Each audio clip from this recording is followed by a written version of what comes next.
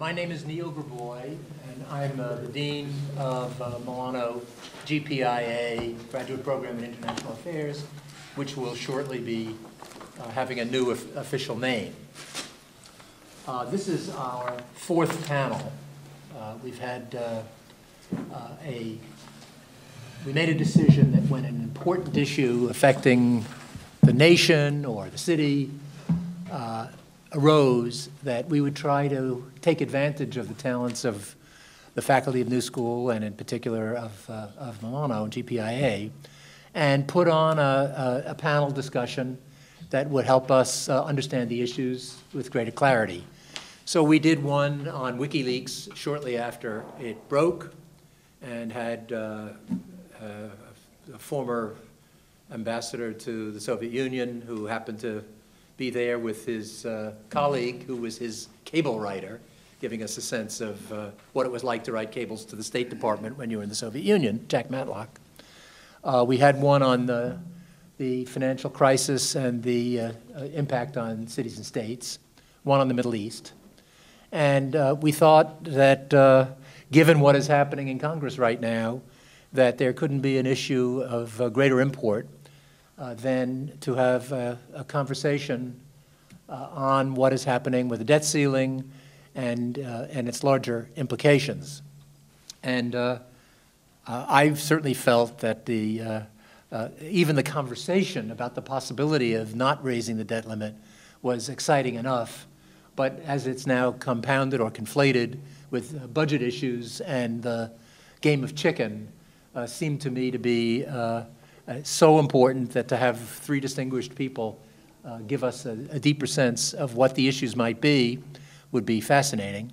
I, for one, am concerned about a temporizing solution, one in which we're kind of nibbled away by extending the debt ceiling for a relatively small amount and pounding yet again on what kind of game of chicken should be played with respect to the budget.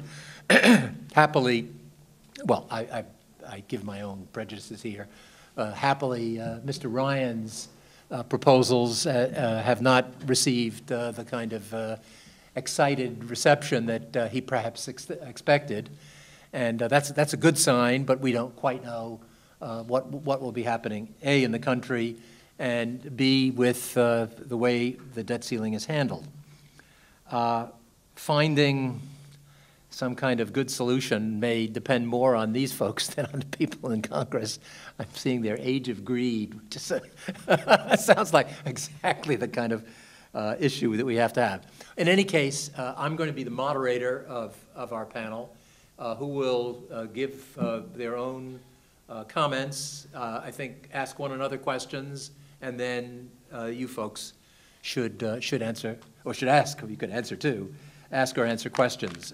Just to fill you in on who we have, David Gold, who is an associate professor in the Graduate Program in International Affairs at the New School, and his recent research has included analysis of military spending trends and cycles in the United States since World War II, and an examination of the economic aspects of terrorism and counterterrorism policies.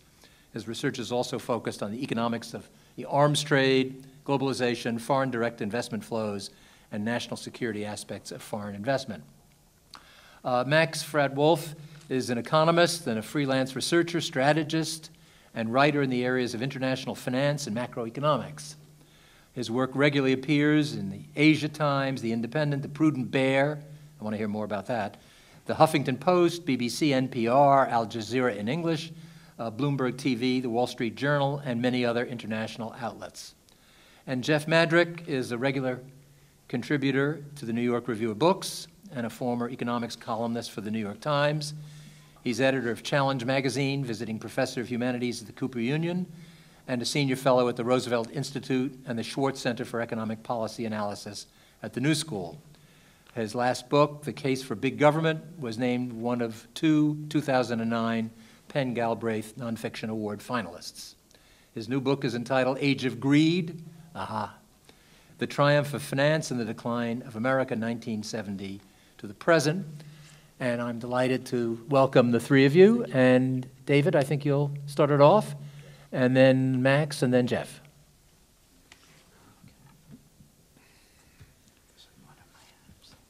We subtitled this panel with a quote from Shakespeare, "Neither a borrower nor a lender be." That was mine. It's a very famous... Yes, I know, but it's my suggestion. It was my suggestion. No, believe me, I won't claim.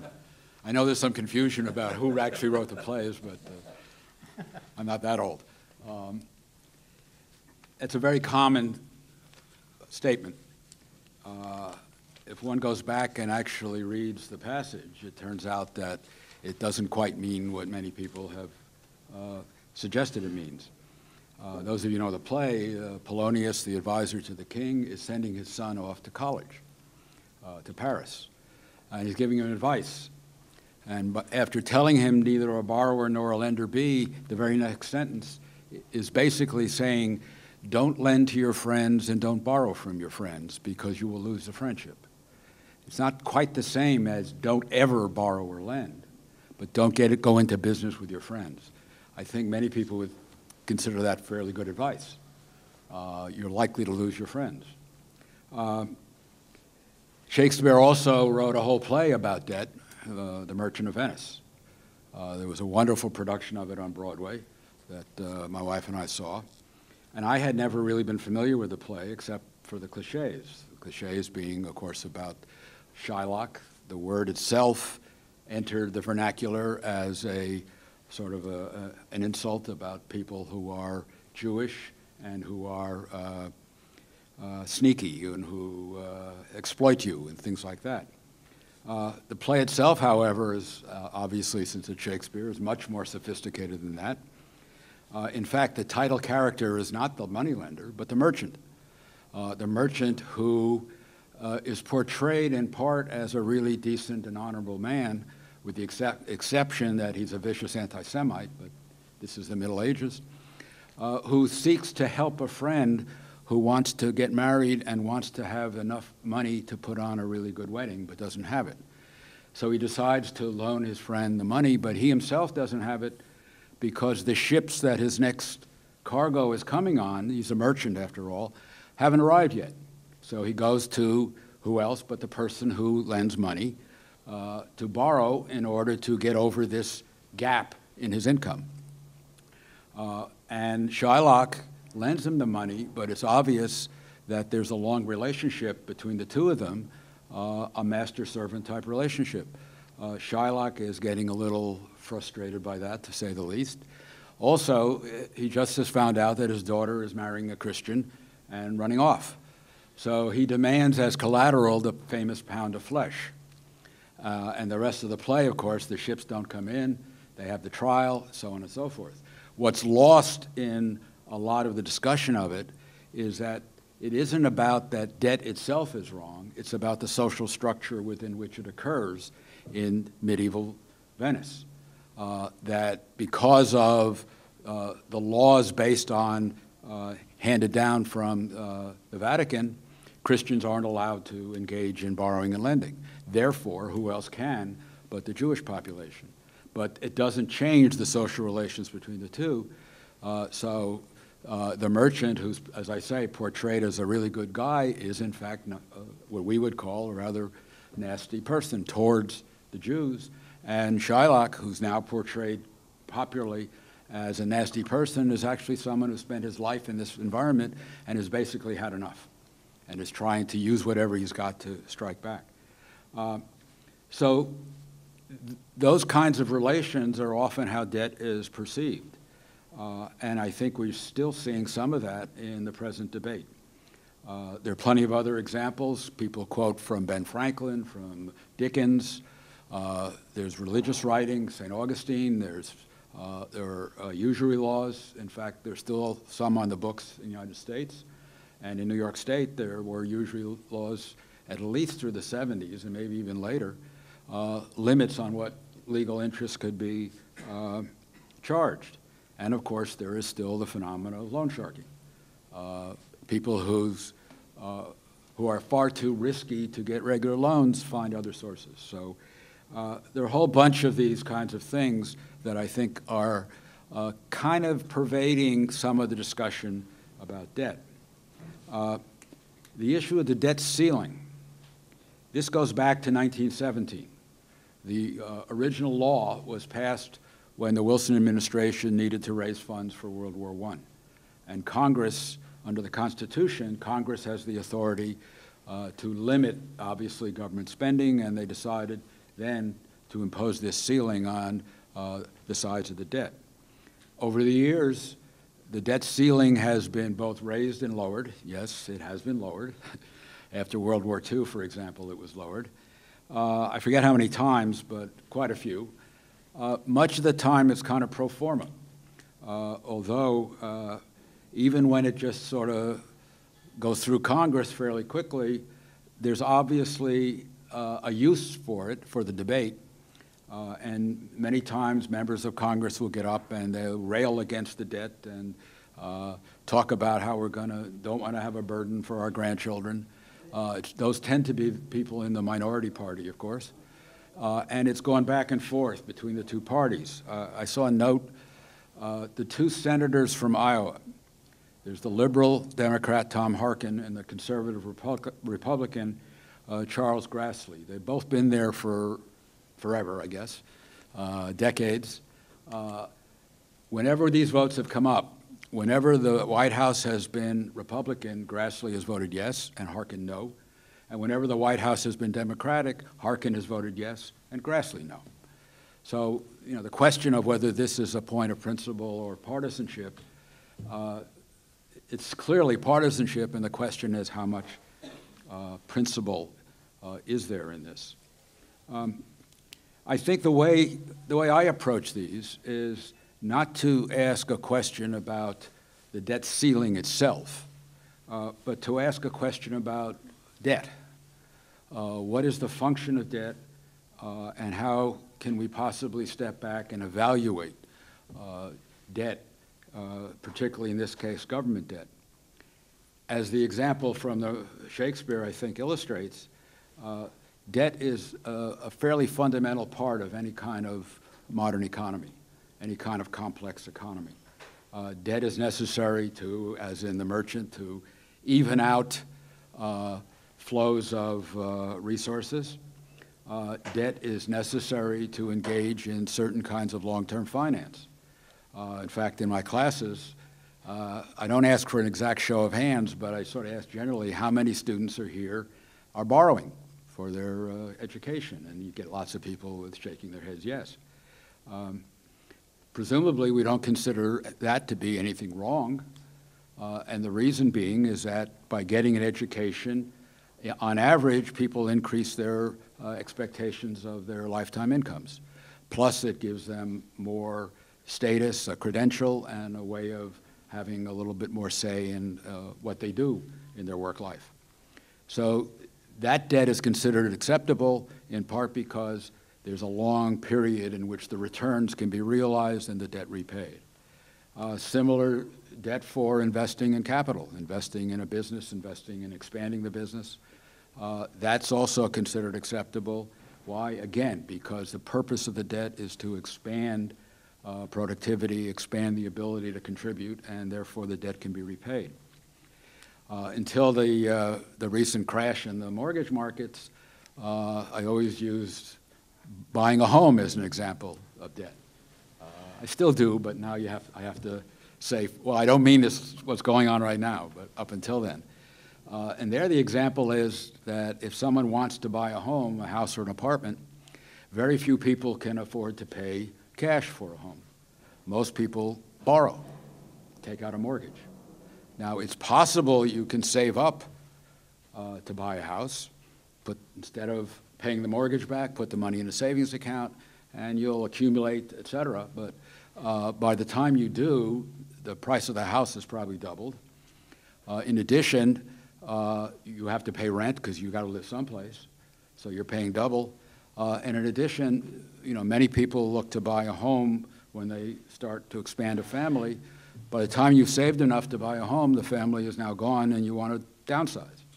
In other words, it's really not possible to have the kind of use of your lifetime income, the way we do now without a fairly active market in which you can borrow and then repay. So those are debts that are considered to be acceptable. There's unacceptable debt, of course. Again, the example I usually use, if you borrow and decide you want to go to Atlantic City and see if you can make your lifetime income in one weekend, chances are you won't. And how do I know that? Because the casinos are still there, i.e. they're making a profit, which means they're winning more than you are. That's not a good bet, and people who go into debt to gamble, obviously, most people would consider that to be an inappropriate use of debt. But those are very general. I think you can be more specific, and you have to be more specific by stop looking at debt by itself. For example, we frequently see people talking about, oh my God, the national debt is 100% of GDP right now, roughly. So we got about we're up to $14 trillion in GDP, and the total national debt of the federal government is approaching that number. It's about 100%. So, in another week, we're going to be Greece, or maybe it's Argentina, or maybe it's, I don't know, who else? Iceland, or Portugal, Ireland. We can all, right. We're about to become like that. People forget that ratios have both numerators and denominators. And one reason that the debt has reached 100% is because GDP is growing very slowly. When GDP grows slowly, if nothing else happens, the debt burden under these terms will rise, yet nothing else has happened. And one issue, of course, is that if, in fact, the government can get GDP growing faster, the debt as a share of GDP will go down by itself. And in fact, some people say that much of the recent growth of debt will be wiped out if GDP will go back to the growth levels that we've had, say, in the 90s and into the 2000s. That, I think, is a fundamental reason why a stimulus, debt finance stimulus, would be an effective policy. I know that people say, oh, we tried it and it failed. We didn't really try it. It was too small, and a lot of it simply went to replace cutbacks at the state and local level. So it wasn't that effective because I don't think it was really tried to the extent that many would want. What I'm getting at and moving towards is that debt needs to be seen in terms of, first of all, what are its benefits? And second of all, what cost does it impose upon a society? People tend to focus only on the costs.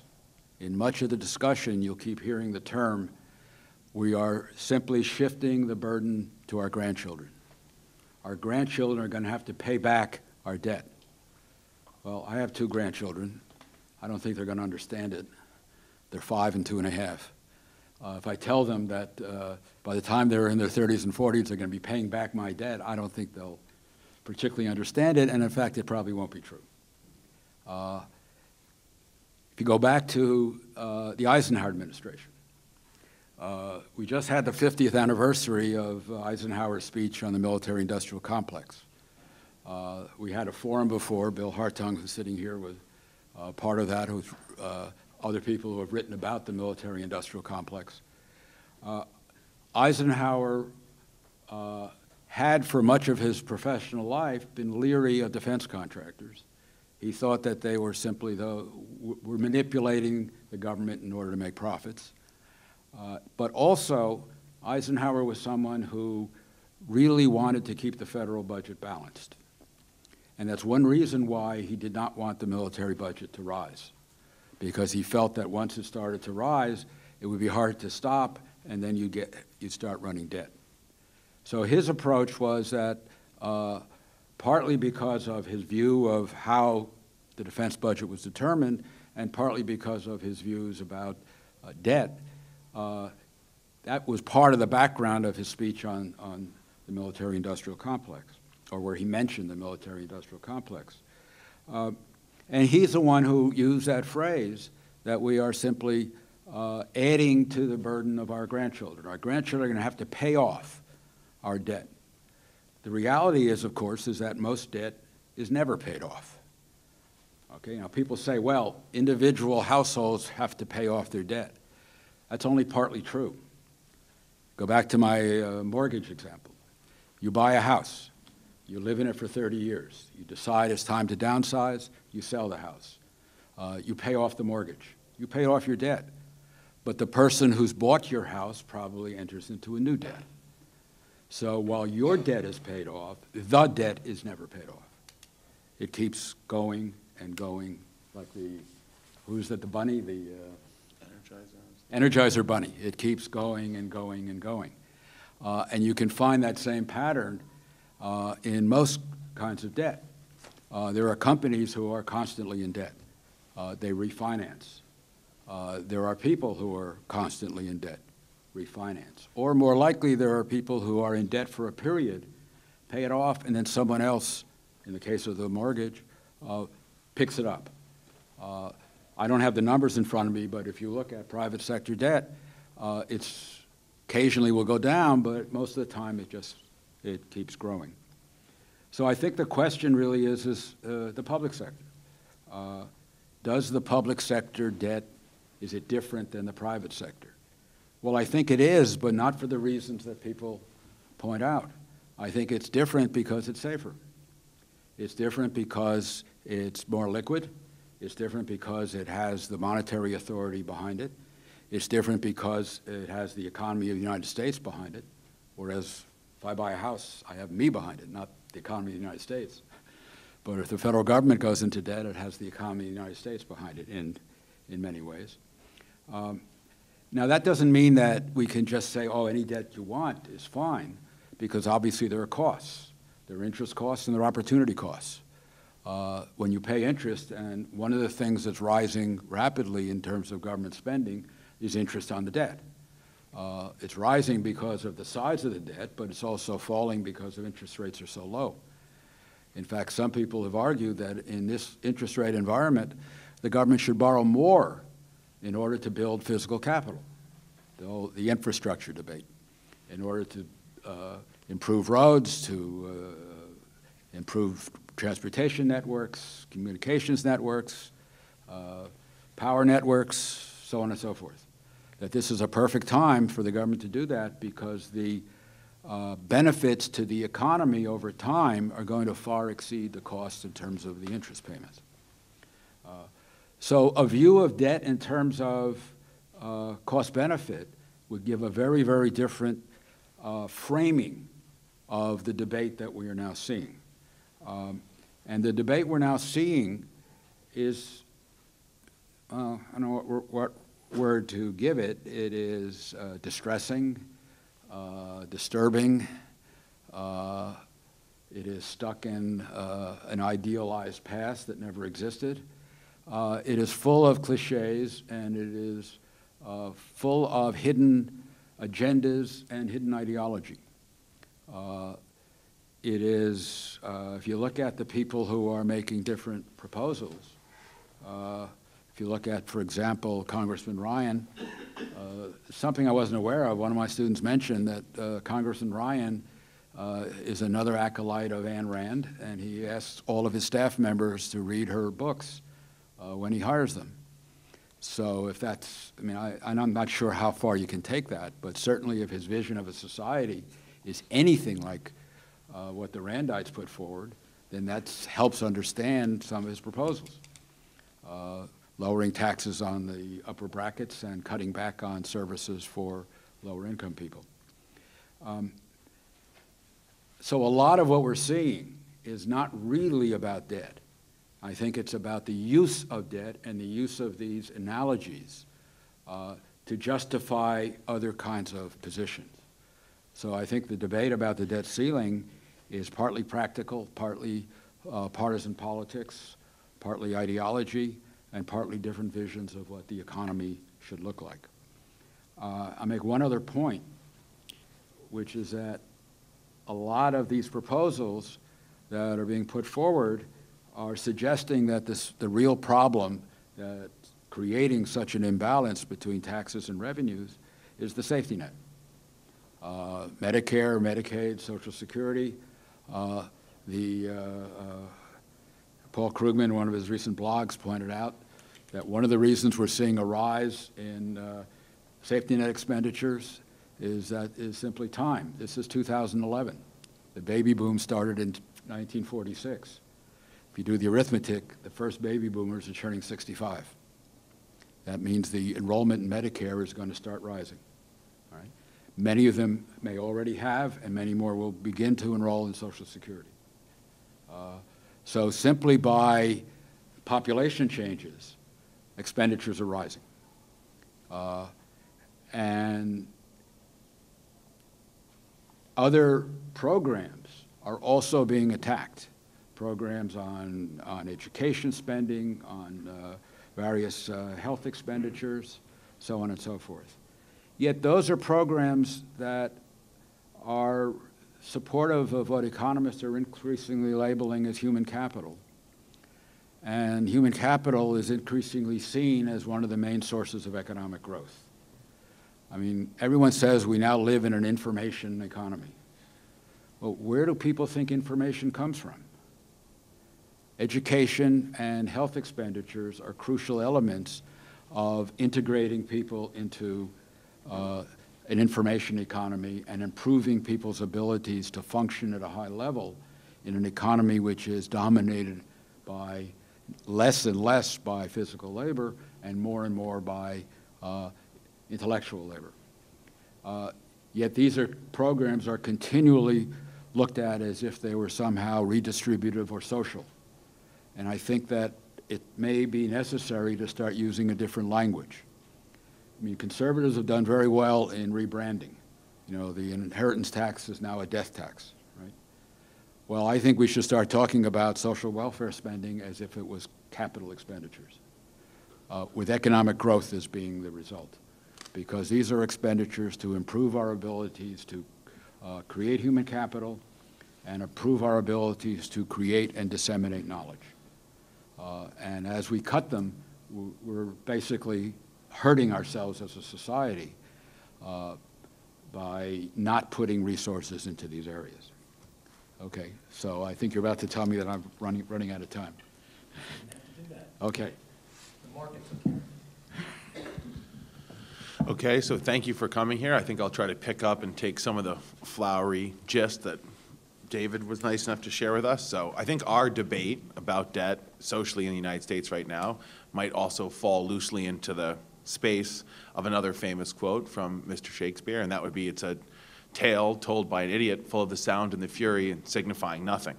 And if you want a good example of that, you'd be looking at a $38.5 billion debate in regard to a $14 trillion shortfall. So in other words, we had a very vitriolic, politically dangerous, actually 12.5th hour solution, because we didn't actually have a solution by that evening. We decided to give ourselves an extension and then have a solution a week later. Those of us who teach classes understand that when the paper comes in a week later, having been informed that it won't come in that night at 11:45, it's hard to treat that as a proactive response to a due date, even if many of us are happy to let it slide. So we actually missed our self-imposed deadline. But it was about 6 days worth of excess spending by the federal government. So we fought for 41 days to fix 6 days worth of reduced spending. And I think it's a perfect illustrative point of the dual character here. The amount of money that we tend to be talking about cutting, even in the most extreme programs, is enough to devastate the lives of some of the most vulnerable among us, but not enough to in any way, shape, or form move the needle to the macro problem. So it puts the lie to what we mostly get, which are highly ideological, sometimes individuated, and not too infrequently paid for agendas that seek to pretend to address macro structural problems, which they only address if you have no idea what the difference is between million, billion, and trillion, or no much real interest in engaging the topic. So we have a lot of heat and a very little amount of light being thrown on the subject.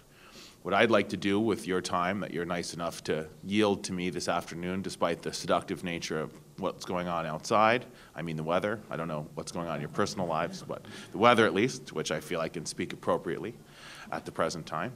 I'd like to talk to you, two different views on this from the same person, which I understand is a bit off the beaten path, but they're the two views that I occupy professionally. I teach, obviously, and I'm very happy to be a part of what's going on, which I think is exciting and compelling at the Graduate Program in International Affairs, New School. And I also work in the financial markets, mostly for institutions and ultra-high net worth individuals, and we try to make sense for them of what the risks and opportunities are in what they call the fixed income markets, and you might think of as, among other things, sovereign debt. So I'm going to do the first part. I'm going to give you a view from 30,000 feet flyover of how we got into this situation. On the second part, I'm going to tell you why I'm more alarmed than some of my co-panelists perhaps about the debt. And that has a lot to do with the way we manage the debt, more than the total number. But the debt policies, I think, are quite problematic, even almost as a separate issue. But of course, the larger the total amount of debt, the more actively it's mismanaged, the more of a big deal it is. Or that would be my humble suggestion. So part one, how do we get into this situation? For 35 to 40 years, we've systematically, through our tax, regulatory, and market competition policy, redistributed wealth and income upward. This takes two forms, actually three. It takes the form that a smaller and smaller percentage of the American general public is more and more affluent. I recently did a study, if you're interested in the numbers, it was published in the Huffington Post this week. But way back when, 1968, which I admit was well before I was born, but in the scope of economic history is not very far long ago. Way back then, in a society that was apparently too equal for our present taste, the top 5% of American income earners earned exactly as much money as the bottom 40%. That was the dangerous socialist paradise that we had to get rid of. So the top 5% were taking home about as much as the bottom 40%, or 8 times the number of people, right? We've rectified that, thank God, with a series of tax cuts, deregulations, and other amendments to our competition and corporate policies. So as we speak together today, the top 5% take home about twice as much of the national income as the bottom 40%. Well, the reason I bring this up is if we allow and encourage increasingly reduced tax collection from the wealthiest Americans, that has the equality and moral issues you're used to hearing about from annoying people like myself. But what gets a lot less attention is it has a major revenue collection impact. In other words, if the wealthiest people are more and more able to evade paying taxes, and if they take home a larger and larger amount of the total income, you most certainly don't need to waste your sunny afternoon with an economist to figure out what happens there. Right? And what happens there is what happens here, and that's in some ways the story of the last 40 years. On the corporate side, we've done something very analogous. So on the corporate side, we see the largest corporations growing larger and larger. We have a Federal Trade Commission that seems to have been on something of a multi-decade siesta, and doesn't seem to be leaving. Occasionally, they'll nibble at the edge of the most sort of obviously competition-reducing deals. So if the largest, just as a hypothetical, if the largest private oil company in the history of the world seeks to buy the third largest private oil company in the history of the world, they will force them to divest 1,100 service stations before green-lighting the deal. This is, of course, completely hypothetical. In no way, shape, or form is any resemblance to the ExxonMobil deal intended at this time or for a humorous intent, right? But just imagine such a world. So in the corporate space, the largest, best-positioned corporations, perhaps typified and recently exciting to many who learned about it in the New York Times, General Electric might come to mind. If you allow more and more mergers and you have larger and larger, smaller number of larger firms taking home more of the corporate income, which, despite all the talk about small businesses, is in fact the case. And if larger firms are able to buy legislation and or evade taxes through offshore, through transfer pricing, through a whole bunch of different mechanisms, all completely legal, then also corporate tax collection declines. What do I mean by that? Recent research done by myself and many other more capable folks, we could show you that through the 1960s and 70s, about 30% of the tax collection of the federal government of the United States came in the form of corporate taxes. As we sit and chat with each other this afternoon, it's about 8.5%. Again, you don't need to have spent as many years or wasted as many hours in statistics and mathematics classes as some of us have to figure out that there's something substantive, perhaps structural even, about a decline from 30% of your revenue coming from corporate taxes to 8.5%, which is pretty small. If a larger and larger amount of the profits and earnings are done by a small number of corporations who don't have an effective tax rate anywhere near the 35% you're used to hearing in rhetorical and ideological debate, we have another problem. We're redistributing personal income up and cutting high-income tax rates. Aside from the fairness, aside from the opportunity debates, which in no way, shape, or form do I mean to denigrate or make seem less important, there's a tax collection implication of epic and structural proportions. 30, 40 years of this clearly will have a footprint. The last piece that we might need to add to this to make some sense of it is we've had a political deal. And here I think the lower and middle classes of the United States have very much lived in what I would like to call, or have called on television, mostly on shows that don't invite me back, The lower and middle classes in the United States have lived in what I'd like to call the bipartisan kick circle for a long time. So what we've seen there is a rising relative portion of the tax burden, even though the absolute rates are falling, and the political compromise that the two parties in the United States could agree on, which is breaking down now, part of the reason for the excitement, very much political as opposed to debt number related, was here's what we'll do. We're going to cut taxes because it's ideologically and electorally important, especially in a world now, post-Citizens United, where we literally have just put out our political process to the bidding, to the highest bidder. But even before that, as we slowly asymptotically approached that moment where we suddenly hit the axis, if you will, with Citizens United, you have a situation develop where it becomes effectively easy to not pay taxes in a deregulatory environment for the most affluent folks and for large corporations. Here I'll stop and say one thing, which is one thing I thought going through graduate school and in my early years before I worked in the business side was that some of my more, let's say, 60s generation socially critical economics professors were a little unfair and were kind of straw dogging big business. And now I'm in the uncomfortable position of going back, having worked in this business for several years, and telling them something I never thought I would, which is, you have no idea. You, my friend, have no idea what we're up to. And sometimes I unfortunately have to say we, but at least what's going on, I prefer that for many reasons, it's actually worse than you thought. So whatever you think, unless you've been in this space, let me tell you, it's significantly worse than you probably think. So I'm not overstating the point, is what I'm trying to get at. I think, if anything, I might be soft pedaling it. That long-term 30 to 40-year structural agreement and economic agreement has disassembled the middle class, something that many of you are probably concerned with, as you should be, possibly as members of the middle class. That would be particularly problematic. But it's also changed the basic revenue flow to the federal government, and it created a disaster, at least a potential looming disaster, of decreasing revenue and more people in need. Part of the upward wealth redistribution and the decrease in opportunity for small and mid-sized business also pushes more people into need. And that has costs on the other side. So you have a structural situation where revenues are falling and costs are rising.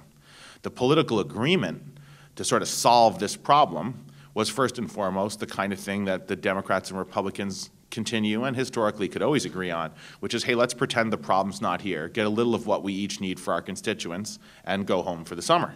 This is always a winner, and has been a winner for the last 40 years. The way this was done is you keep cutting taxes, and you keep spending more. This, of course, creates an elephant eventually. It may have started out as a mouse, but it creates an elephant under the collective fiduciary rug. And periodically, mostly in a nasty partisan attack, the other side says, hey, you know that giant 4-ton object underneath your welcome mat? There's something there. It's not just a little piece of dirt, it's not an air bubble, there's something important there. And everyone likes to say it to each other.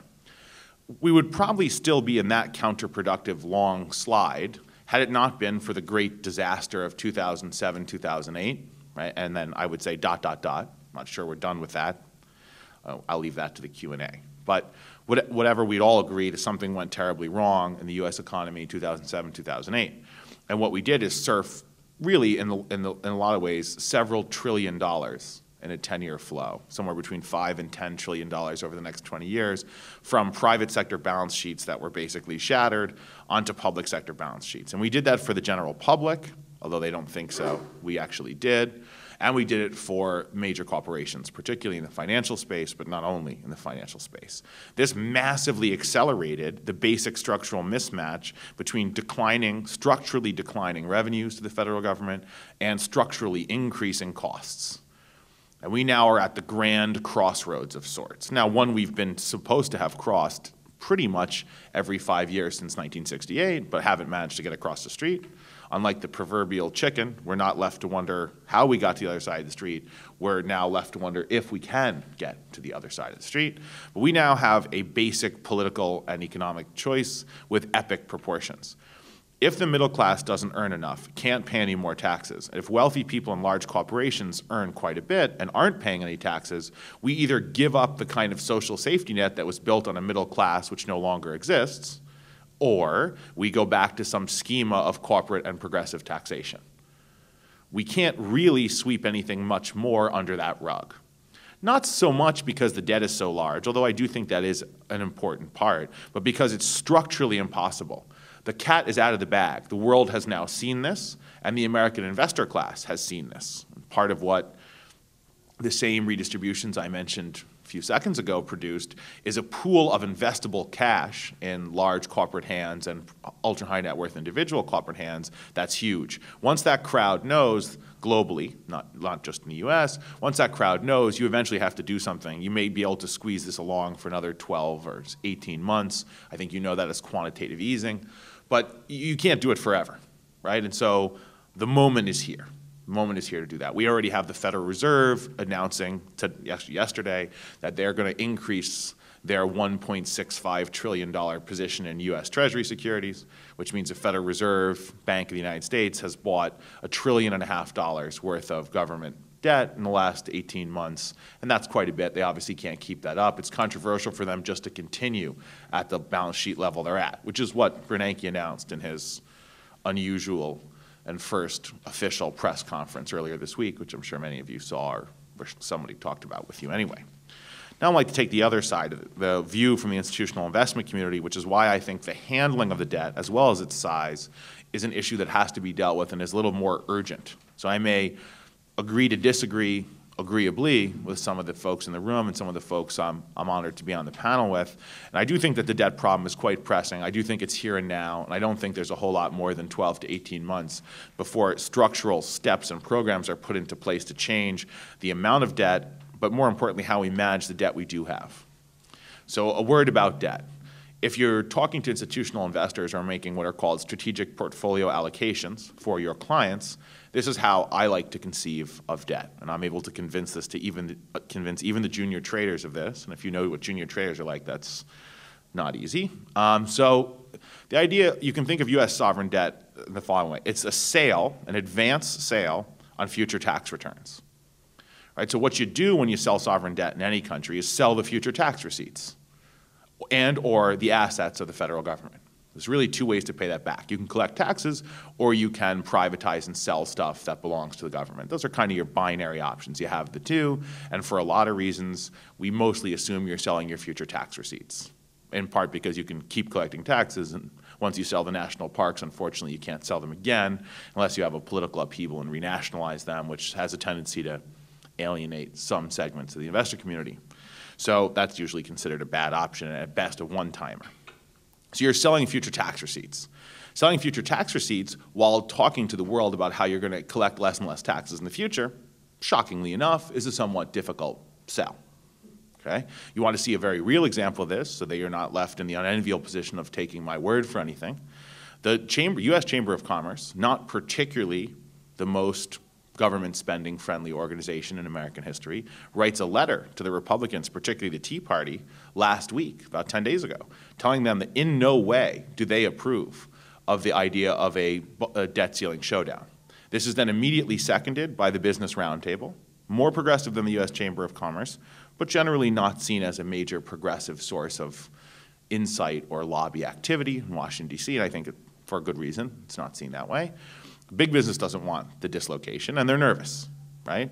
If you're looking at this, you're looking at future tax receipts and future spending, right? And so we're beginning to have a situation here where the debt is so large that the management of that debt is beginning to make people nervous, and there's some idea that it is now something one can think through, that this debt will be so chronically mismanaged and is large enough that we could have a series of really nasty incidents, a la what sometimes we refer to in the financial markets as the pigs, which is the not altogether gentle nickname for Portugal, Ireland, Italy, Greece, and Spain. Okay? So you now get some fear. That fear is not exactly assuaged by announcements like what we saw out of Standard & Poor's a little more than a week ago, in which the official outlook for U.S. sovereign credit was put on a downgrade watch, not in any way downgraded, although widely misreported as a downgrade. But nonetheless, you're starting to get this notion that the management of the debt and the size of the debt are coming together in ways that are meaningful to the creditor community around the world. Part of the reason for this is that the long-term secular decline of the dollar has been accentuated by quantitative easing. In other words, we're starting to get a situation where the patient is sick enough that the various medicines we're doing for problem A are aggravating problem B. This makes people nervous. It also makes people nervous how big the number is. And then what's probably important that you may not have heard is the way the U.S. government manages the debt. The way we've been managing the debt for the last 3 or 4 years, accelerating into the last 2.5 years, is that we borrow an enormous amount of debt short term, we roll it all over, and we add more. What do I mean? The term or maturity structure of U.S. government debt does not make any sense right now, except for to absolutely minimize the carry cost and hide it in the budget. What do I mean? With the lowest long-term interest rates recorded in the United States of America in the last 60 years, you would, of course, rationally assume that the United States government, the U.S. Treasury, would be issuing long-dated debt. After all, they can borrow for 10 years. Right now, I checked right before I spoke, they can borrow for 10 years right now at about 3.3%, abnormally low, about 155 basis points below the average, 1.5% below long-term average. And they can borrow for 30 years for 4.3%, which is even more anomalously low, probably 2 to 3 percentage points difference. Why does that matter? Well, if the interest paid on the U.S. debt normalized, this year's total debt burden would go from $300 billion, where it's estimated to be, to $550 billion, punching a $150 billion additional hole in the U.S. government's balance sheet. So what we've been doing isn't just racking up debt really quickly, and I would very much agree with David that it's not just a headline number, it's also the management of that debt. So the way we've managed this debt is we've issued very short-term debt, which has a lower interest rate, less long-term debt. That makes things look better now, but it prepares for a bumpier future where you're much more dependent on the whims of the international investor class. If I borrow for 30 years, I don't have to keep you happy until my product matures. If I borrow for 30 months, you got the leash pretty tight, and I have a short rope. Right? We've gone with short rope, tight leash to keep the costs down, and we've also been actively manipulating the cost of U.S. government debt in a bunch of different ways, probably most aggressively and famously through some abnormal accounting practices taking place in Washington, D.C., which are worthy of consideration, and maybe more importantly, through having the Central Bank of the United States purchase well over $1 trillion or $1,000 billion worth of U.S. government debt, a situation which cannot continue. At the same time, we hope that foreign purchasers, principally Japanese and Chinese central bank, among others, will continue to purchase enormous amounts of U.S. government debt while actively pursuing a policy that reduces the value of our currency, which is in effect asking them to take losses on their approximately $1 trillion position each on the notional value range of $50 to $125 billion on currency upward pressure. Asking someone to invest in your historically low-yielding debt that you roll over all the time so they can therefore keep control over you better if they don't do what you want them to do, while losing somewhere on the order of $50 to $125 billion over a 2 to 3 year time horizon, may or may not shock you, but it's not the most appealing prospect in the world. And last but not least, which I think is important, it's bad for selling your sovereign debt when your large investment institutions and leading corporations spearhead a global effort to convince the world that investing everywhere besides the United States is way sexier, way more exciting, and way more likely to be smart and fruitful in the long term than investing at home.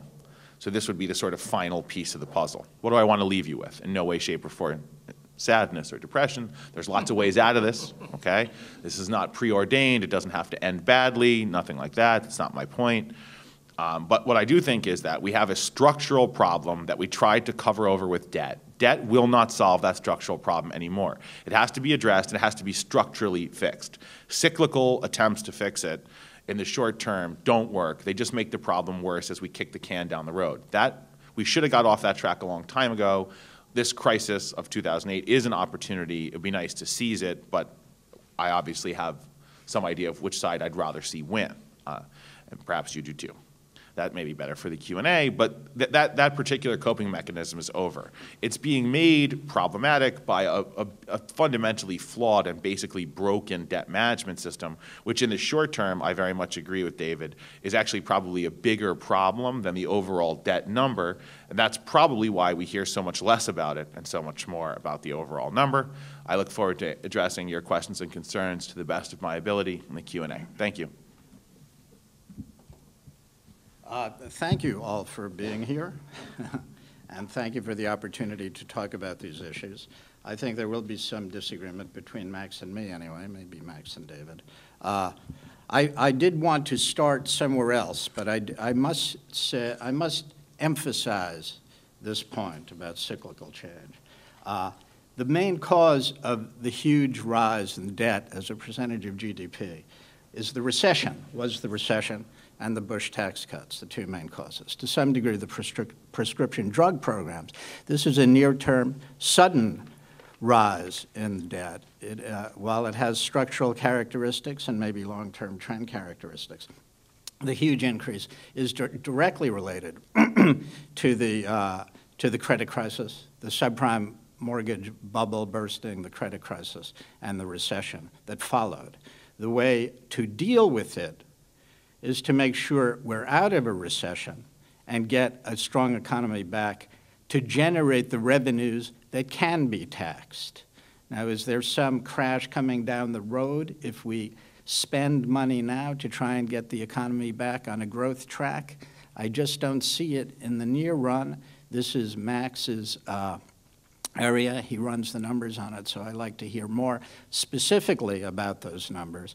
But the fact is that borrowing, I generally look at it on a net basis. It sounded to me like you look at it on a gross basis.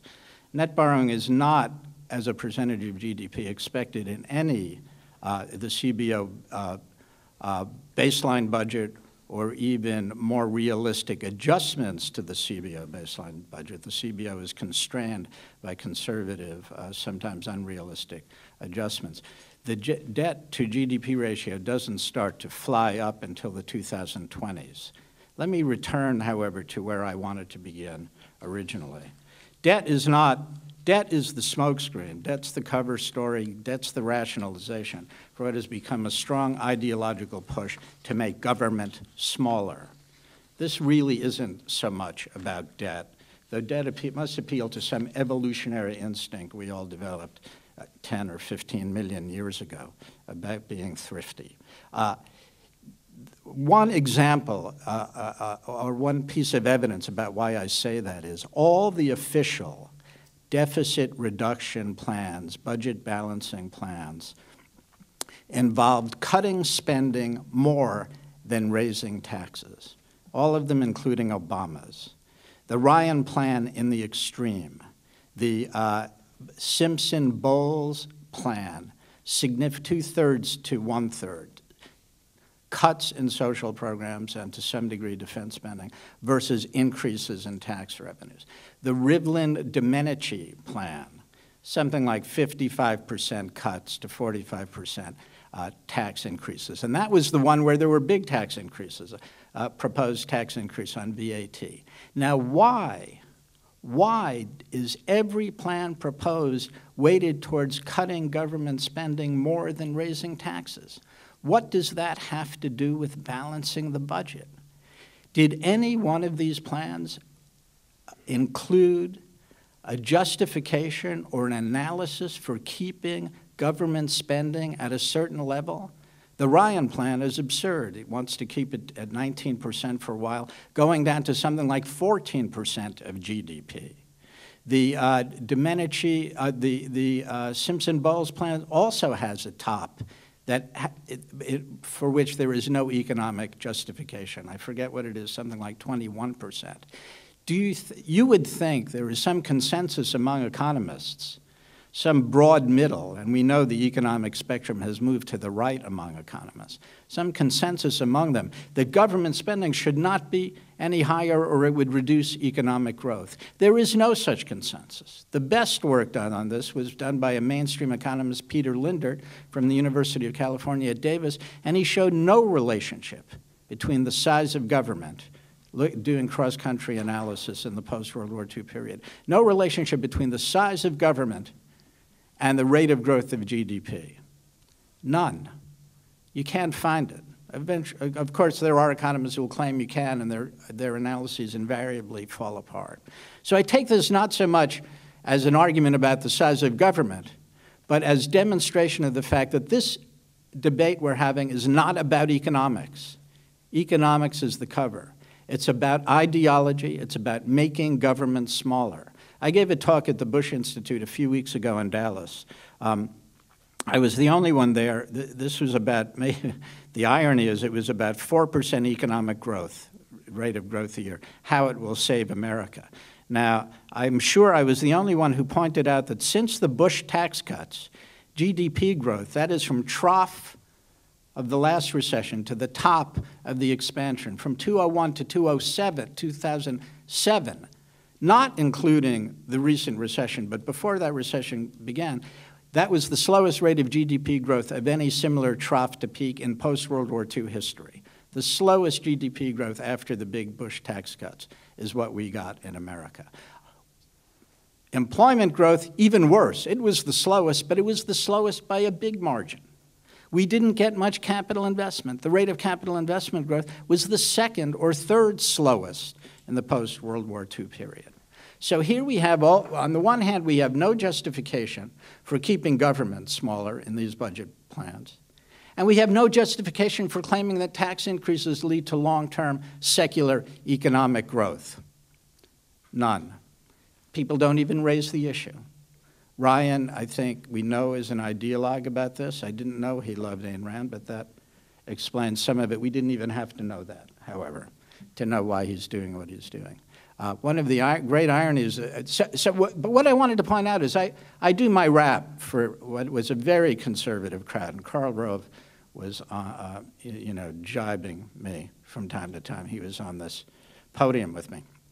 And I do my rap about the importance of government public investment since the beginning, regulations since Thomas Jefferson for the sale of land and so forth and so on. People come up to me afterwards, well-meaning people, I believe, and say, oh, we agree with all that talk about the importance of government. But what we don't want to do is give all this money to people who don't really need it and don't deserve it. What you want to call human capital, what we call Medicare, Social Security, Medicaid, and so forth. These people are really incensed that we give money to people for these reasons. And a middle-of-the-road person who was speaking that day talked about, we're never going to cut these Medicare and Medicaid programs and Social Security. Why? Because we love them. Again, the language is a giveaway. It's not that we love them. We need the darn things. Where would we be without Medicare, Social Security, and Medicaid? Holy cow, do people know what the elderly poverty rate was even in the 1950s before we started to raise Social Security payments? Do we know do we remember what it's like for so many elderly not to have health care services after 65? What kind of country is this becoming? A country that talks about paying teachers too much money? How crazy can it get? But this is not about economics, because we know that human capital now is a major source of growth, especially in contemporary times. And indeed, it really always was since the dawn of the Industrial Revolution. Anyway, and probably before. This is an ideological argument about the size of government and who gets government payments. It's an ideological argument that probably tinged a little bit with racism about where that money goes. Now, let's keep in mind that the real issue in the future is health care. It is not Social Security.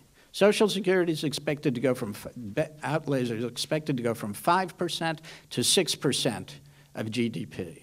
1 percentage point of GDP. Medicare and Medicaid, let me just read you a couple of estimates from a highly regarded institute that does these analyses. Medicare spending will go from, in 2010, roughly 3% to 6.2%, a rise in 2030. Medicaid will go from 2 to 2.5. In 2040, Medicare will go from 3% to 7.8%, and Medicaid from 2% to 3.3%. Add them all up, that's a huge increase in percentage of GDP. What's driving that? Well, partly it's people getting older, baby boomers reaching retirement, as David said. But the main cause of that, and I want to emphasize this, and maybe many of you know this, but forgive me for getting a little bit more passionate about this. The main reason those costs are going up are the rising expected to go up are the rising costs in the healthcare system in general. That's what's driving Medicare and Medicaid. And unless we start seriously reforming Medicare and Medicaid, and I believe that is the main issue I mean, unless we start seriously reforming the healthcare system itself, this nation will be in trouble, regardless, I think, Max, of how we manage debt. And I know you think there's a near-term crisis, and you'll have plenty of time to respond. There was a pretty good budget plan issued. Some of you have read about it. Krugman mentioned it from the Congressional Progressive Caucus. There was a big flurry of activity on the internet because nobody in the mainstream press wrote about this. It called for substantial tax increases.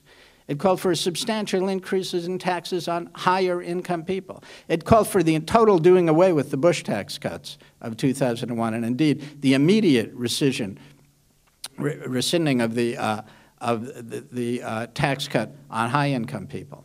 It called for other tax increases, raising taxes on Social Security by eliminating the maximum, which is now $108,000, and raising it to $170,000, which may seem high, except it's pretty fair because it's comparable to what it used to be when we, it was 25 or 30 years ago, when we, what the maximum was 25 or 30 years ago as a percentage of incomes. Other tax increases.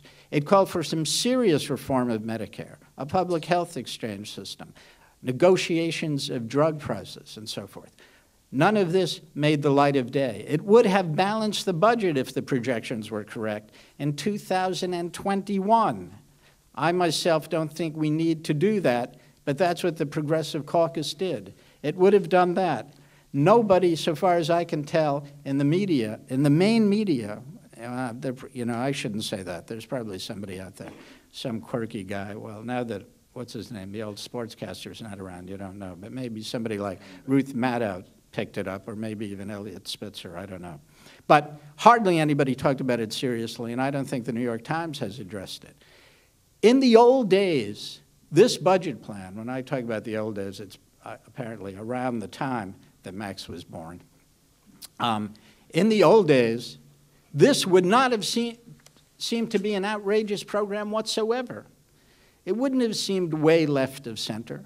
It would have probably seemed more or less centrist, slightly left of center, the way maybe John Kennedy was somewhat left of center. Emphasize the word somewhat. So we're dealing with an ideology here. You don't need me to say it, but it's an outrage. Not only does it cut healthcare, does it raise expenditures for the elderly and Medicare and undermine the Medicaid system, it doesn't reduce healthcare expenditures for people in the country. It raises them because the Medicare people, if they try to maintain the same healthcare, will be spending more than the Medicare system now spends on healthcare. Healthcare, because they'll be using private services. Healthcare spending, according to the CBO, not according to me, would actually go up under this plan. Just another example of outrage. Let me see if I have any other thing to say. Yes, I do. I want to promote my book. I want to talk a little bit about private debt and public debt. Lots of things make me fume these days, but little more than people who had so much to do with the growth of private debt in America, who expand philosophically, morally, and puritanically about the growth of public debt in America. You probably can think of a couple of people I'm thinking about. But the growth of private debt in America coincided with the growth of deregulation in America. The age of greed, as I call it in this book, began really with Walter Wriston, the First National City Bank, later ultimately Citicorp. And it had to do a lot with the expansion of private debt. I can't talk about everything Wriston did, but some of the things you may remember or have heard about, Max, are the lending of petrodollars to South America at absurd rates of interest, making absurd levels of fees, and claiming these guys could always pay it back. The only reason they were able to pay it back until the early 1980s was inflation raising their commodity export prices. He made a fortune, First National City Bank, on that, until Mexico said it couldn't pay its debt. And then what happened? I started as a journalist back then. I knew Walter Wriston as a journalist and source, and he was sweet to me. So I always feel a little bit guilty about this. But I don't think he was sweet to America or the world. Paul Volcker bailed I forget what it was called then, I think still First National City Bank. Paul Volcker bailed them out in 1982. And guess what he said? He said, these banks are too big to allow to fail. Surely this too big to fail idea is by no means new. 1982, Walter Wriston. Walter Wriston kept making seriously bad loans and CB radios and real estate and all that kind of stuff. It wouldn't be the first time he was bailed out. But what else happened in the 1980s? S&L, Savings and Loan Institutions, made absurd loans allowed by the worst, and allow me to say this dumbest piece of deregulatory legislation ever, the Garn-St. Germain Act, which allowed S&Ls to pay any interest rate they wanted to savers, get an FSLIC guarantee for those savers on their deposits, and invest 40 to 50% of those savings in virtually anything they wanted to do. Golf resorts, beach resorts, junk bonds, lots of them bought junk bonds. Lots of bad debt, private debt in the 1980s. Mike Milken, private debt, financed all kinds of what I consider dumb takeovers. In league, of course, with a defanged FTC and antitrust division that was cut radically by Ronald Reagan in his first year in office and remained a small and weak force in terms of keeping in terms of enforcing antitrust laws. That's a more complex issue. And let me just continue a little bit longer. Commercial banks started to use derivatives to make crazy, risky loans in the late 80s, led by Bankers Trust Corporation. Who allowed them to do that? Alan Greenspan never lifted an eyelid, let's say, to stop them. Crazy loans. Orange County, by 1994, when Greenspan raised interest rates, Orange County, P&G, a couple of other people, I think Gibson Greeting or somebody like that, lost hundreds of millions of dollars. Orange County in California went bankrupt. Their comptroller or somebody like that, I think, went to jail for a few days, actually, a rare occurrence in the current credit crisis, as you know. Again, deregulation, private debt, tricky stuff. Then we had, of course, the high-tech fantasies of the late 1990s, where to keep your job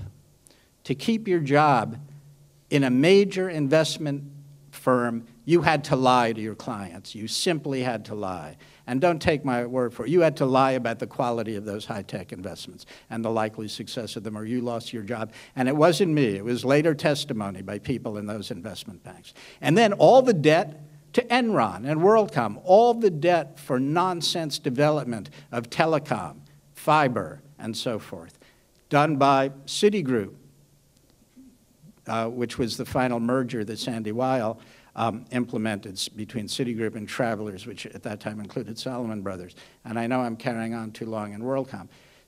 Citigroup was the most fined bank after that debacle, partly through Elliot Spitzer's efforts. Didn't stop them for a second. They were, in my view, the most egregious player in the mortgage business in the 2000s, in the mid-2000s.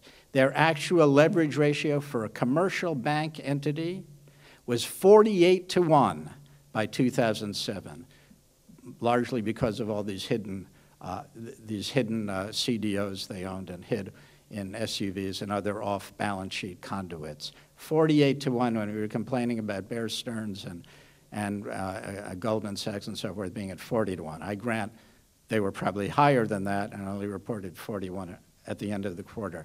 So the housing bubble was the last great creation of private debt.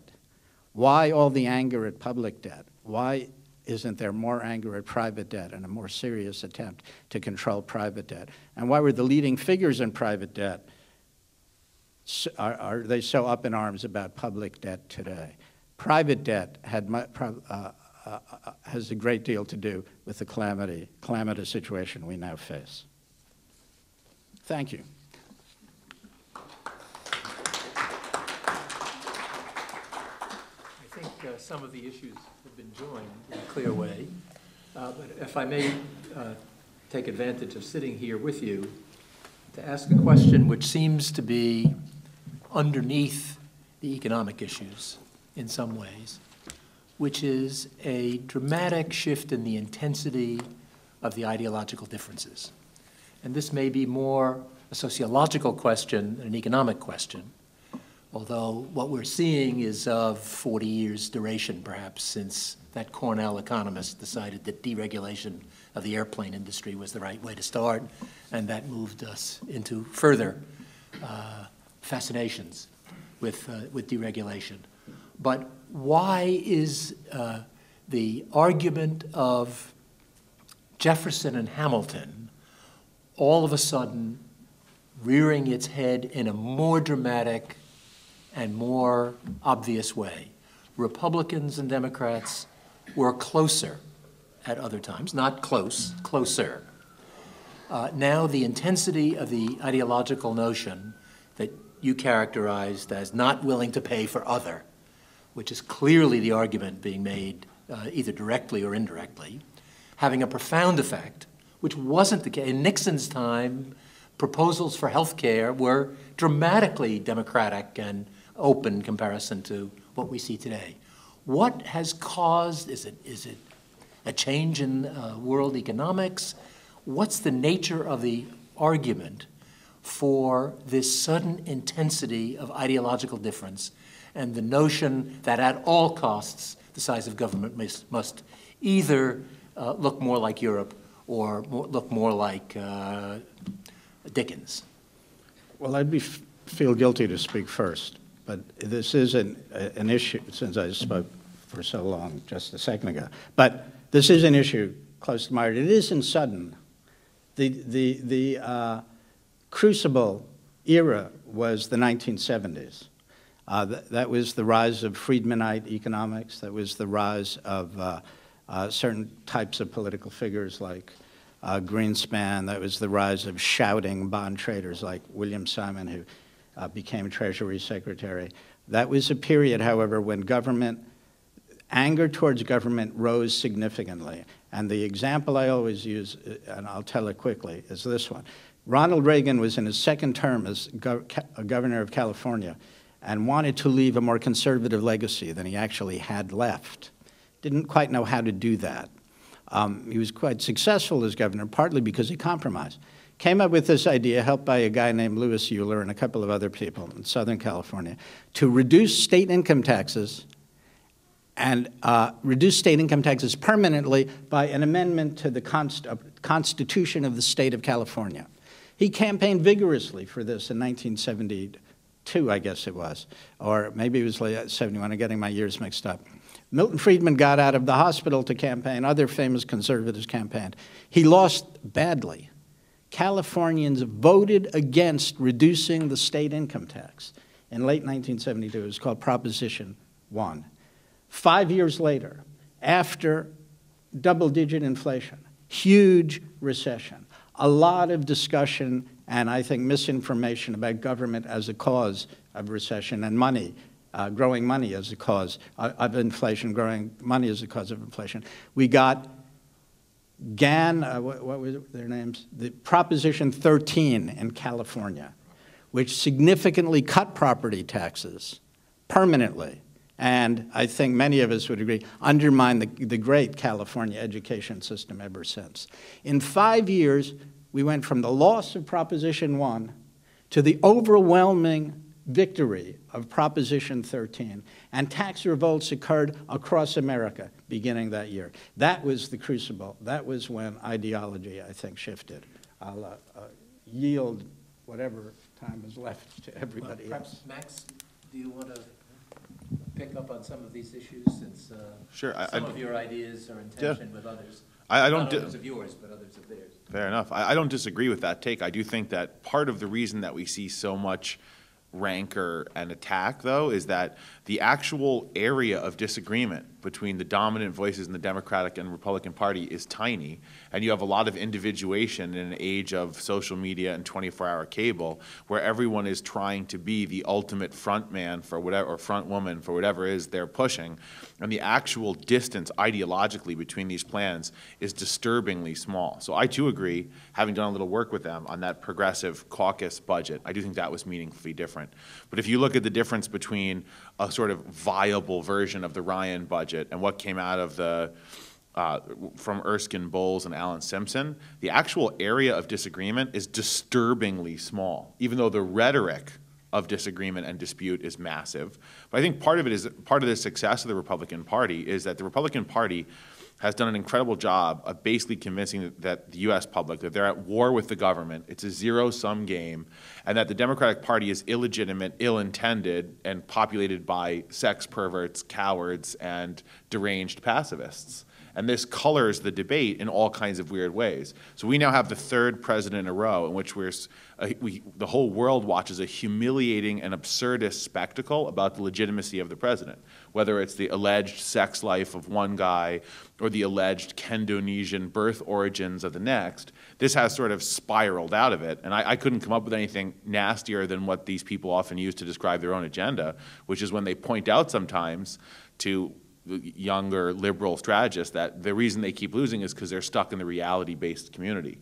And I think a significant portion of our leadership, about which I'm not happy, has left the reality-based community, and that's part of the reason that the rhetoric spins the way it does.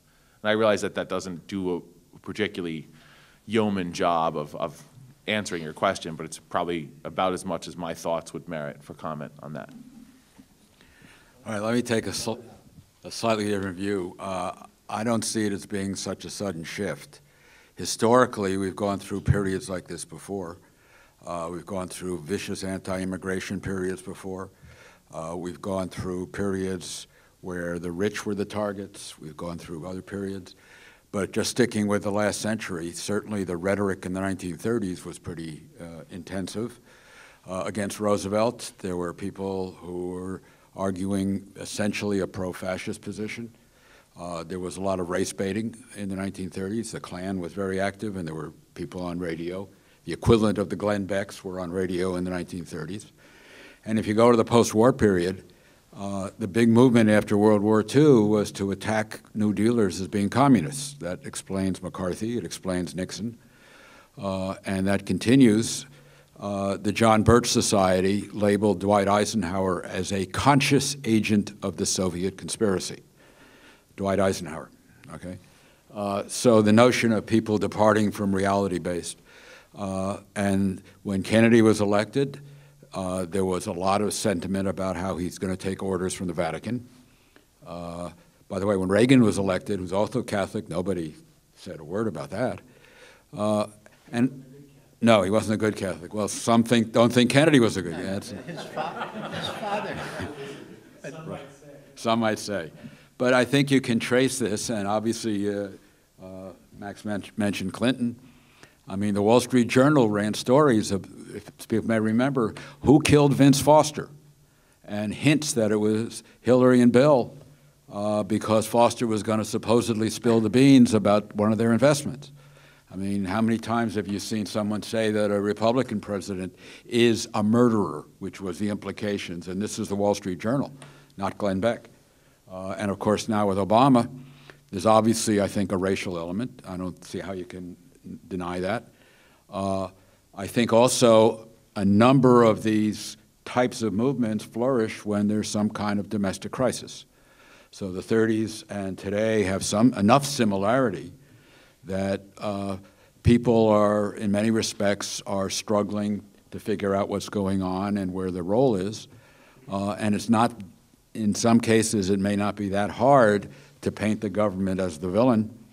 And the billionaire libertarians are never even mentioned except on Jon Stewart or something like that. So there is, I think, a long history. You suggested the Jefferson-Hamilton split. I think that's raising it a little bit too high because that's reality-based.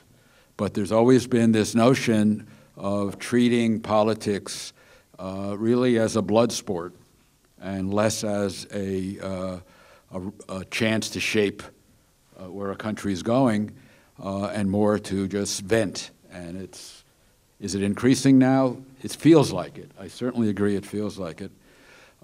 When a Paul Ryan is considered to be a serious player, and then when the President of the United States puts forward a budget plan, he's criticized in some of the best press for being too confrontational.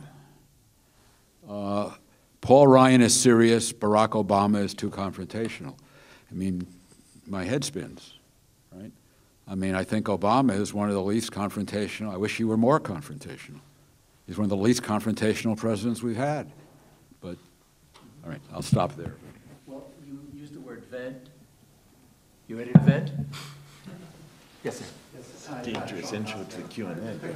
On David's comments, I wonder if, maybe this is for the entire panel, if the thing that Republicans and Democrats perhaps agree on when it comes to the United States and the economy of the United States is that the future will be worse for us as a nation. And so that the fight becomes more rancorous. The terms become uglier if the future is worse. And so, you know, maybe they wouldn't say that. Maybe they wouldn't publicly address, you know, that the United States perhaps is contracting. You know, that in general, you know, our power may be weaker or that our economy might be weaker. However, that might be a source, and I've been thinking about that, and I wondered what the panelists might have to say about that. Well, it's an interesting, you know, theoretically, America always believed in the future. One of the, and outside historians like Fernand Braudel wrote in one of his great books about a letter a Frenchman wrote, I think it was from Montana or Wyoming, and he couldn't believe it. The town was going up, and that town put the city hall 1 mile outside of the then center of town. Why? Because they were so optimistic the town would expand that city hall would be in the mid. So something about a lack of confidence in the future, I think, is probably I think that's an interesting point.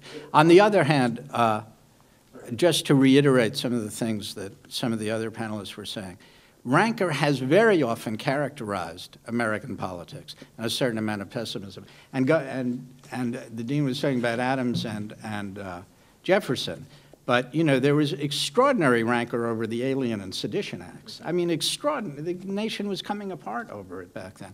And then Jefferson, in his first inauguration speech, made a conciliatory, famous conciliatory speech about how we all agree on the basics, and then talked about the future of America in a more positive sense. But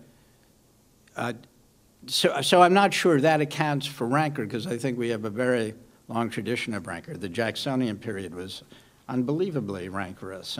You know, we wouldn't even recognize, you know, we'd be scared to death if we were going through stuff like that. But I wanted to make that point clear. But I do have to say to David about Ronald Reagan's religion, that his father was Catholic, but his mother was a disciple of Christ, and he was brought up as a disciple of Christ. So that's... I'm glad we got that right. There was a Pew study recently that looked at whether American youth think that the future is going to be better for them or than it was for Americans. Yeah, and it's a change, yeah. And basically the agreement is no, that the future is worse for them.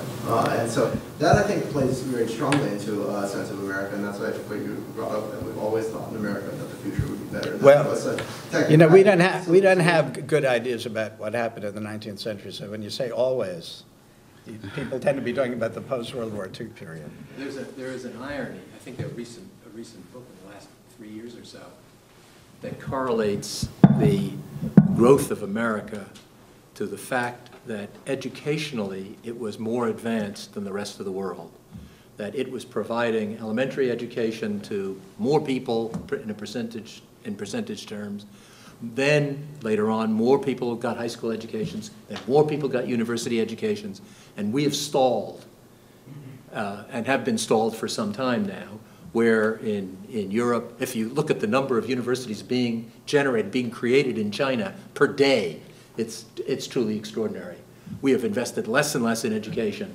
And if that correlation between our technological superiority and our educational system is in fact a good explanation of the success of America economically, then we would guess that in fact America would be in decline, since its education system, except at the very top, is in fact in decline.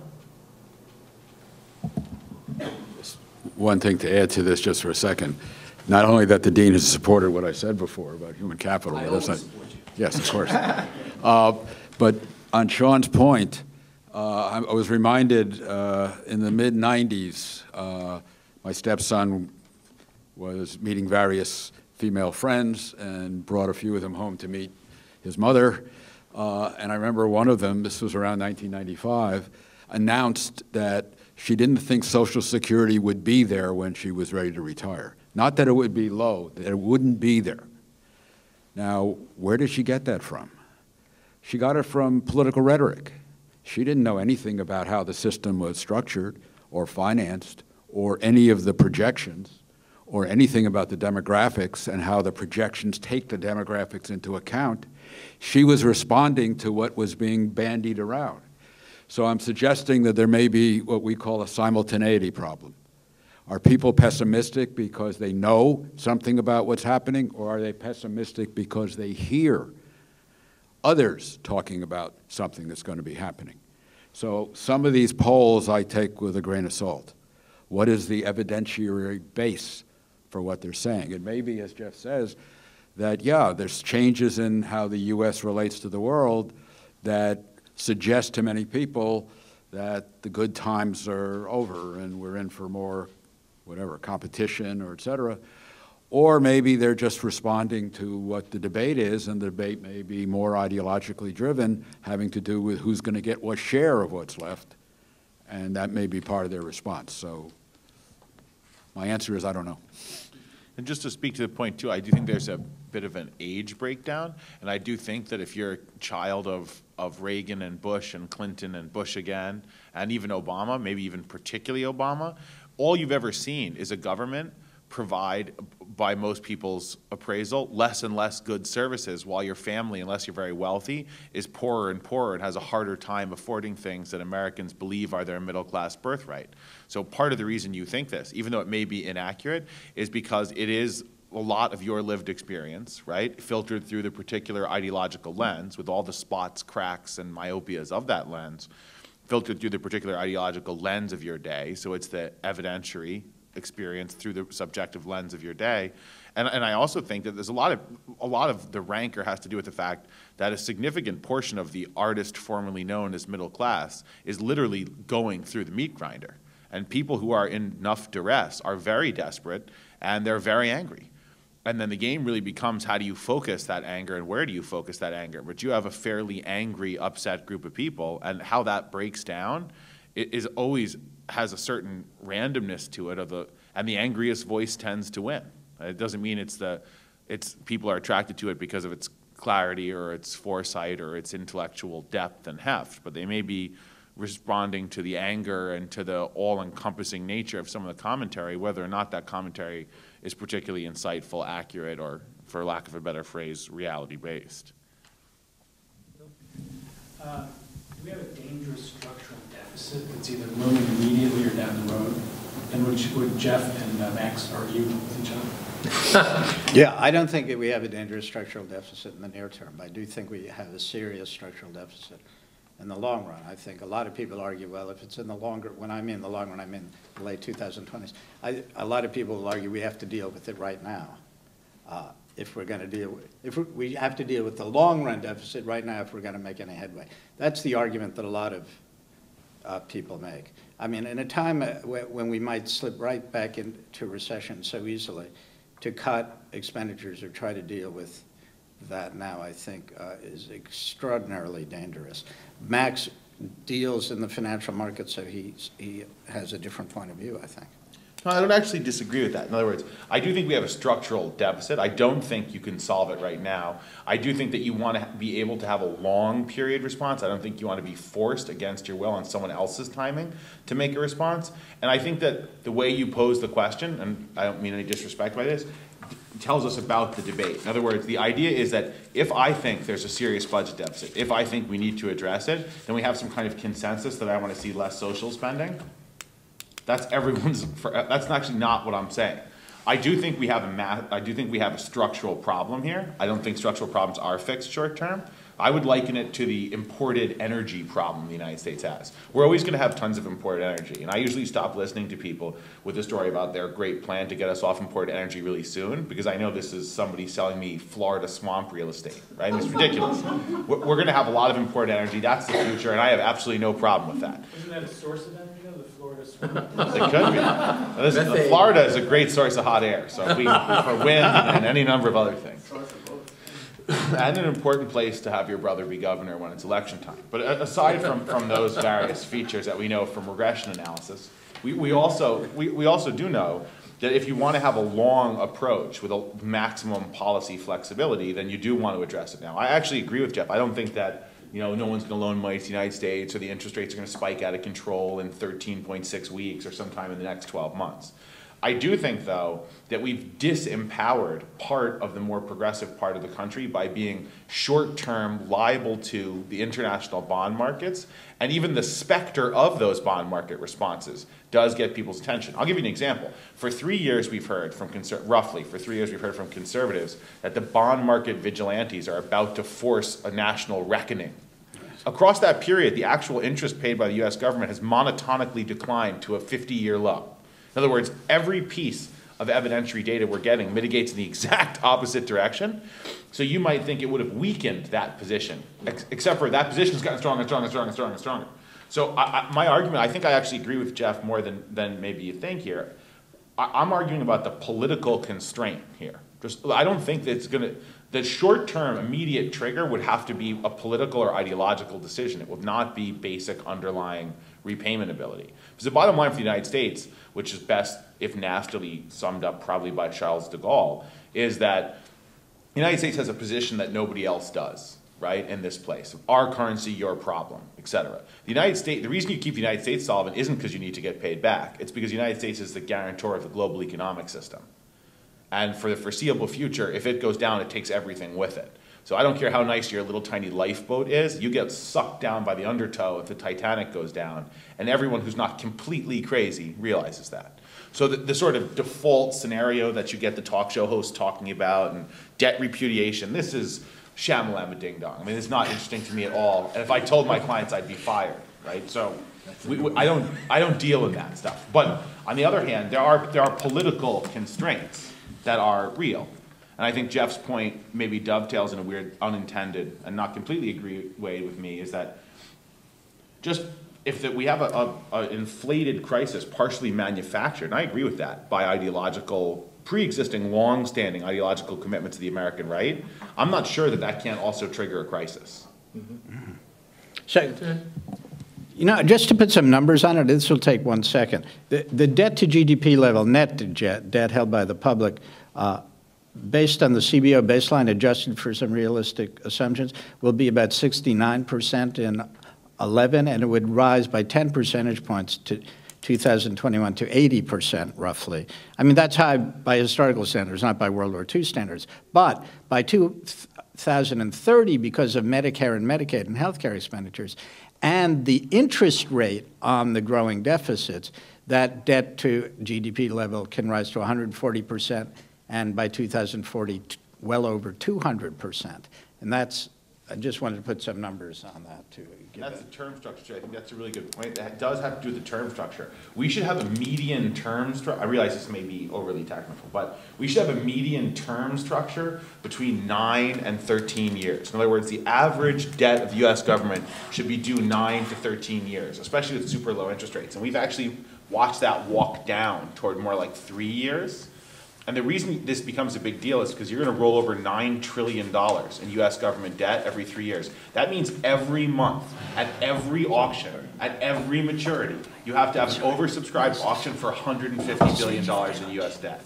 And it actually allows the bond market to vote on what it wants, signals it wants to send to the federal government at the highest level every 30 days. And I'm not sure that's politically or economically ideal. I just want to say that I think Max is entirely correct. I think we're going to look back and say, why did the Treasury not issue more long-term debt compared to short-term debt in this period? And it's going to be thought of as highly irresponsible. And I would add, too, there's a bad history with the Treasury term structure. They also got rid of the 30-year in order to goose the mortgage market at the height of the peak, right? Yeah, that's, all right, the Dean has another commitment. I'm going to offer my services as chair. Okay. All right. My name is Alvin. I'm a visiting professor of management. Speak a little louder. I'm a visiting professor of management at the Milano School with a public finance background. And that explains my question. I think, contrary to what a couple of the presenters said here, that the country has a problem with a structural deficit, but I don't see the issue on the side of expenditures, but rather on the revenue structure of the country, because it has a very old-fashioned revenue structure, revenue system, compared to other advanced, especially European countries. It relies on an income tax with many loopholes. There is a ceiling on the social security tax. I come from a country, Switzerland, that already in the 1940s created a modern social security system without a ceiling at all. So $170,000 would be, in Switzerland, no big deal. And thirdly, the country doesn't have a value-added tax. So my question is, do you think that the country could get along with the reform of the income tax system, getting rid of the charitable tax deductions, for instance, and closing other loopholes, and getting rid of the tax breaks to the rich? Or can the country grow out of the debt, or does it really require a fundamental overhaul of the tax system, and does the country have the political will to do that? Well, you know, it's interesting you say you disagree with people up here, because I think everybody on this panel agrees with you. The argument was that we shouldn't be cutting spending as much. We should be concentrating on the revenue side and the tax generation side. And we can talk about a variety of proposals. I think Max and myself, we can talk about a variety of proposals. Right. Yeah. Let me just, two quick comments. First, there is the issue about issue of progressivity, which the ceiling on Social Security is one example. And it's always striking to me that anyone who actually has read Adam Smith was a proponent of progressive taxation. I forget the exact language, but to the effect of the people who benefit most from society should pay the most. Yet all the free marketers stop after chapter 3. I don't know if any of them have actually read anymore. You know, the book is that thick and it's 18th century English and it's hard, but it's all there. The other thing is that once you get used to a certain type of tax system, so for example, everyone when they buy a house expects that deduction for interest payments on a mortgage, right? It's just part of what is yours. You expect it. Charitable contributions. Think of all of the not-for-profits who would oppose getting rid of the charitable contribution deduction because that's how they support themselves. I said all of the nonprofits, including us. So, you say, is it political?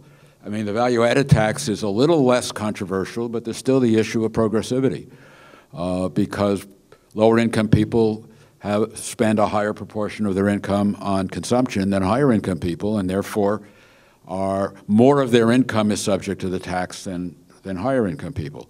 So these are the kinds of issues that would have to be dealt with, and I think politically they're huge. But the real value-added tax is much less regressive than your Social Security. Yes, it is. I understand. But it still is. I mean, I think people are still in favor of the income tax because there's a notion that at least it's supposed to be progressive. Yet you see the fight over a few percentage points, trying to raise the top bracket from 36 to 39%, which, if I'm making $1 million, I mean, I wouldn't even notice that difference. I don't make $1 million, obviously. Yet there's this incredible fight over them, partly because I think many people in upper brackets see that as the beginning of a larger series of tax increases, or the inheritance tax, which affects very, very few people. But there's fights over that. So politically, I think the game is stacked against it. on political purposes. But No David, question. there is a lot more talk about it. I mean, Yes, reducing there is. tax expenditures and. Yes, there is. focusing But notice how the right wing has responded to the reducing tax expenditures. Grover Norquist, who is, some people say, is the second most powerful man in Washington behind the president, is head of a group that is opposed to any increase in taxes, and he has interpreted getting rid of tax loopholes as an increase in taxes. So he has been criticizing Republicans who are arguing for getting rid of loopholes, because that will raise taxes. I mean, there's some have responded. Tom Coburn from Oklahoma, who's a solid conservative, has publicly berated him for that. But that's the environment that we're in, where even closing a loophole is opposed. You'd think that someone like that would want to simplify the tax code, which is a way of reducing tax burdens by simplifying it. It refuses, because their ideology is that anything that makes people pay more than they pay now is bad. Seems almost to be the only chance, closing loopholes. It would look. It would seem to be, but even that's is hard. I mean, people have wanted to close many of those loopholes for decades. I mean, when I was in graduate school in the '60s, the oil depletion allowance was a big issue, right? Still is, right? I hate to say it, it's almost 50 years later. It's still an issue. And also, look, you think that a significant portion of the U.S. tax code has been sold. So we have a approximately 55 to 56,000 page tax code, and the estimates, which were interesting, done a year or two ago, in part by the Cato Institute, but notwithstanding, that about 11,000 pages of the 55 to 57,000 pages were actually handwritten by donors and then passed into law. So you have an absolute rat's nest of special interest activity inside an absolutely unwieldy, highly dated, 55,000-page piece of sort of evolving monster of legislation there. And I give you one little example of an obvious rationalization that we've been unable to make. We still have this highly subsidized internet tax holiday for this fledgling new technology because it creates fewer jobs, allows tax evasion, and is so absolutely massively helpful to our inner cities.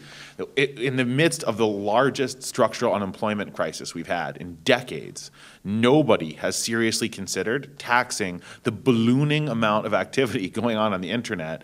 And if the slightest mention of it is made, this struggling family businesses like Microsoft and Google get busy telling people about the 6 people that they have working for them in Central Texas. And nobody talks about the dead downtowns and the lost rents and the lost everything from this. Now, obviously, you don't want to be a Luddite. You don't want to destroy new technologies with efficiencies and scales and profitability enhancers that are very important to us, but having a special tax holiday for an entrenched technology growing 30 or 40 times as quickly as its competitors doesn't make a whole lot of sense either. And we haven't been able to do that. And we actually have a system that's so insane, few people know about. It's quite amusing. Every time you buy anything online in the United States, you're actually supposed to report it and pay state sales tax. And the estimates are that somewhere on the order of 0.5% of people are doing that. So the broke cities and the broke states are subsidizing people's tax evasion in order to help this fledgling new technology, the internet, have a chance. And we haven't caught up to that yet, despite being cutting edge in many ways in the world of mobile tech and the internet and a lot of other areas. We have about 5 more minutes, so we'll just take the questions. Barry's been waiting patiently, and then we have David next start. Yeah, the problem is the more I've waited, the more things come up. But okay. First, a comment on debt sustainability and this whole business. Economists have no idea what is a sustainable debt, say debt to GDP ratio. And so those horrible numbers that Jeff said don't yet approach what Japan already is, I think. The question is only how fast they're growing, And the issue about Mexico and its default in 1982, well, actually, Mexico defaulted when the banks stopped lending, So they said, okay, you can't lend to us, then we can't make the next payment. So now we have a debt crisis. So I think since it is psychological, and since the market actually could do funny things. There are certain uncertainties, but structurally, we have plenty of time. That's just sort of, and nobody really knows. That's just a comment. Question. David, your description of the 1930s sounded like it was this right-wing era, when in fact that's where most of the progressive legislation was adopted. So something is left out of the story. And that's the same thing I think that's missing now, right? I mean, where's the pushback? I mean, well, we had union, of course, we had the Soviet Union, you know, in fresh Soviet Union ideals and so on. We had a labor movement that was moving, we don't seem to have any of it now. But is there some point where, you know, people, younger people, you know, apparently what I read is that the old people are the ones who are, you know, the hard right-wingers, and that the young people are not so. So where's the answer? Where's the pushback? Can we take David Robinson's question too, since we only have all 3 minutes and there's a lot to work with there, but David, yes, please. Yeah, well, I was just thought it was a spectacular discussion.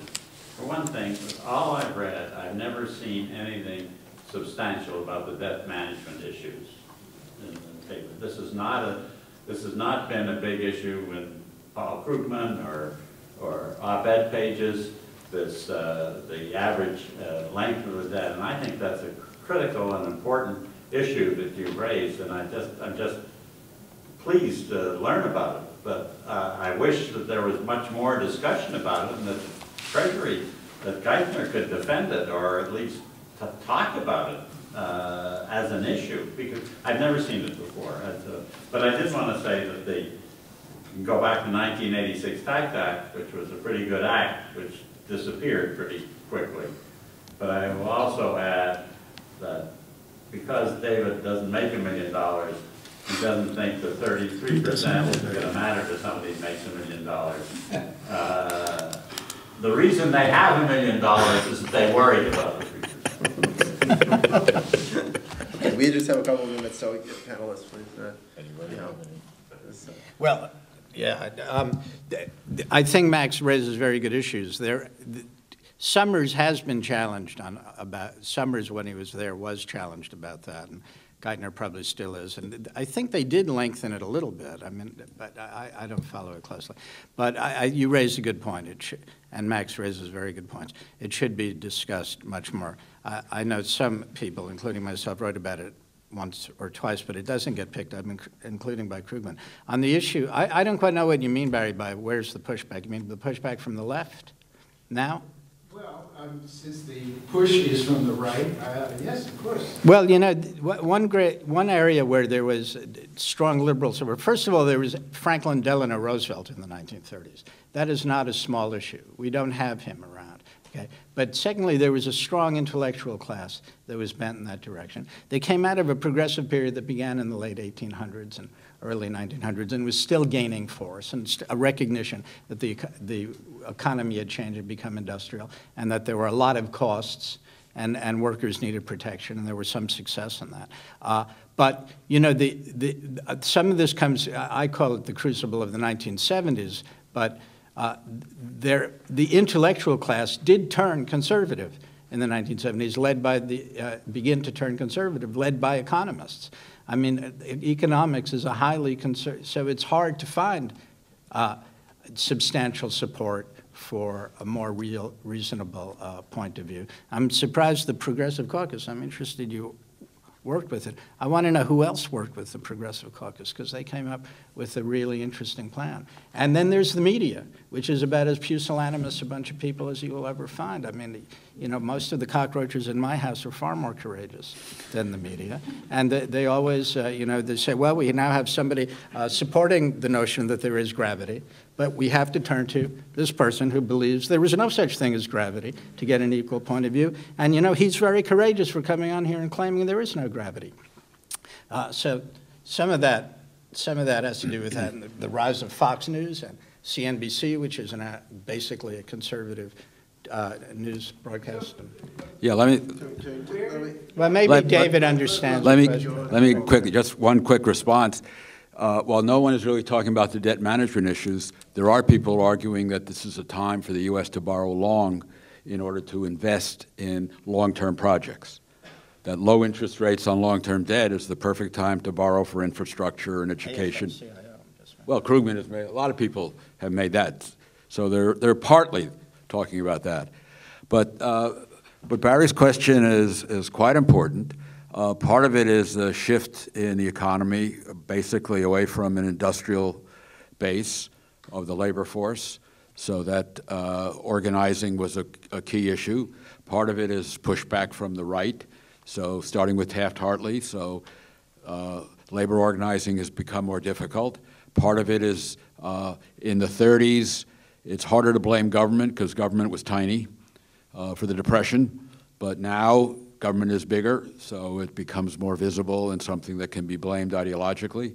I mean, I think there are a number of these things, but I think ultimately the answer is I don't think anyone knows.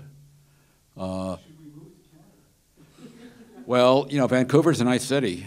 The rest of Canada is pretty Do cold. you know anything about Harper? No, you don't want to move. I do. You don't Yeah, want to move. yeah. Well, wait till May, the election in May, and we'll see, right? Well, we've reached the end. We just join me in thanking our great panel, illustrious panel here. So